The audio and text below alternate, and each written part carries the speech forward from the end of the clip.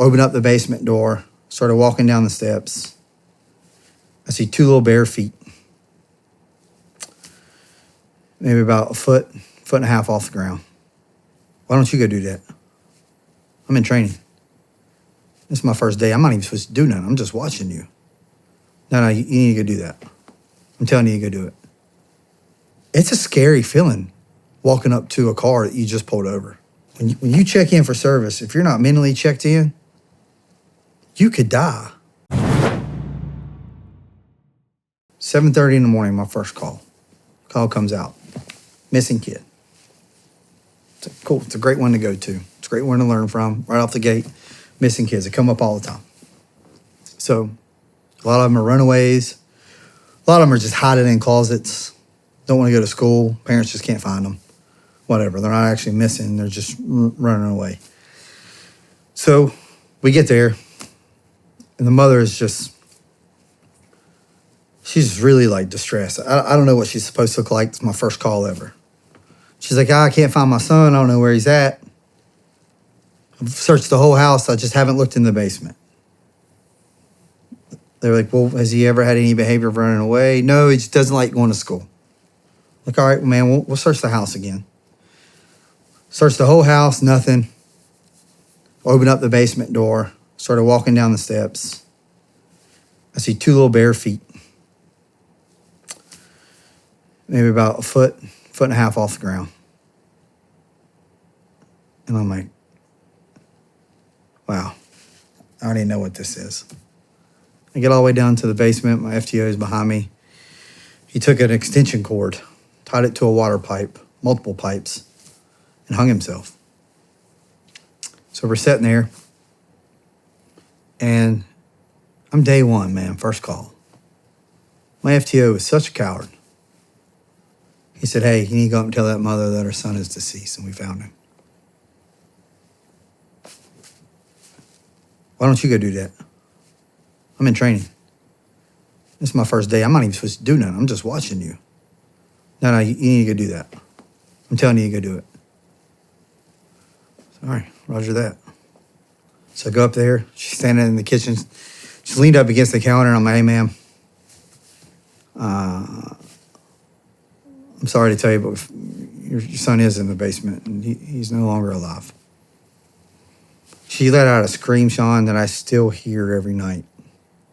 I watched her open her mouth and scream, and when she opened her mouth and screamed, I watched her soul leave her body. And I go back downstairs. She's screaming. Finally, her sister gets there. She's comforting her. I'm holding the kid's legs. FTO cuts the extension cord off. He had like one of the serrated knives and cut him down. We laid him on the ground. Did all the things. Called the detectives.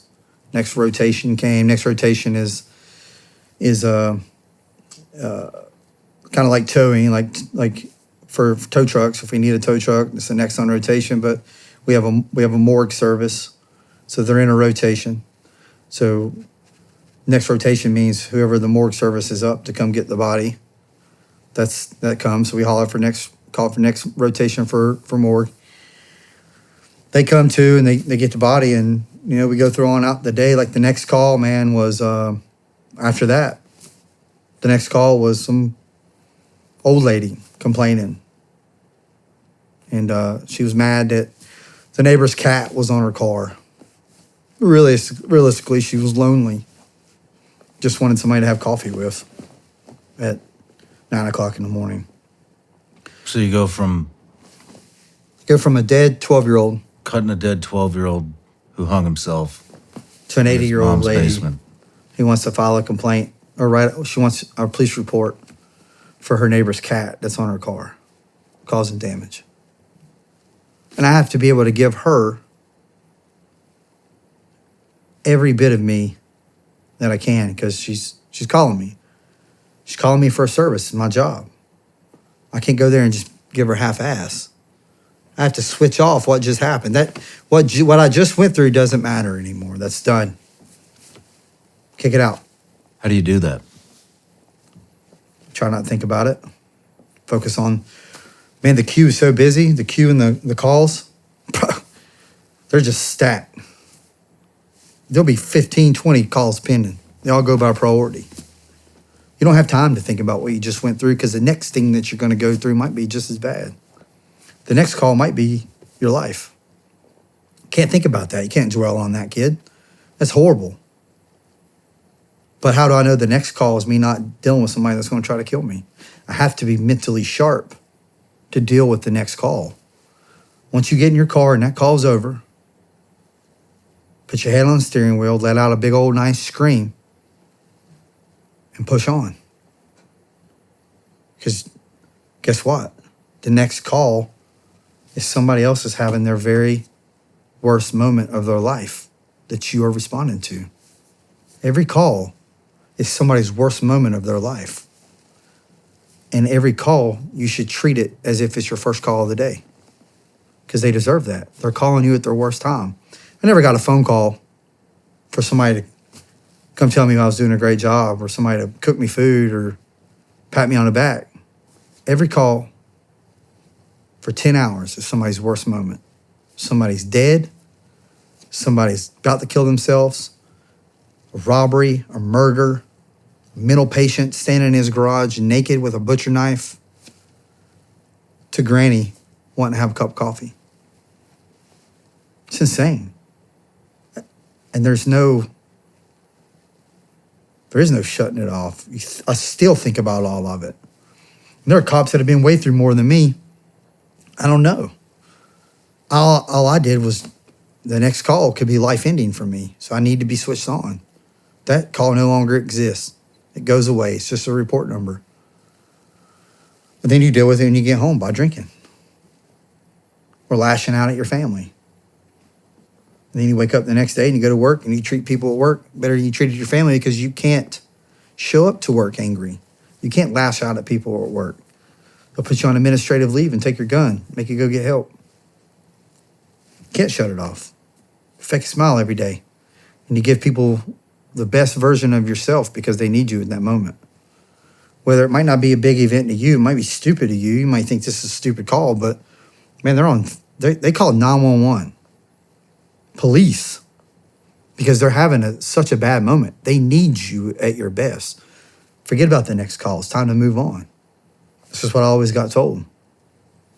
So at the end of that shift, I walked in, and my sergeant's sitting there with his legs up, shoes off. I said, "Cook, how was it?" I'm like, "Oh, it sucked. First call of the day, kid hung himself." It's a lot. Starts laughing. He's like, "Suck it up. Welcome to being a cop." I was like, "What? What?" And then it just, for the next, 2.5 years, it was a ride, man. Every day, like, bro, if you're not checked in, when you check in for service, if you're not mentally checked in, you could die. You could die. There were times where, because let's say you're being proactive, it's a scary feeling walking up to a car that you just pulled over, especially if you can't see inside of it. A lot of people ask, why do cops touch the back of the car? For DNA. For if we're shot and killed, right then, right there, our fingerprints are on the back of that car. So when they find it, they can for sure say that is the vehicle. There's Cook's fingerprints. No matter where you're watching Shawn Ryan Show from, if you get anything out of this, please like, comment, subscribe, and most importantly, share this everywhere you possibly can. And if you're feeling extra generous, please leave us a review on Apple and Spotify podcasts.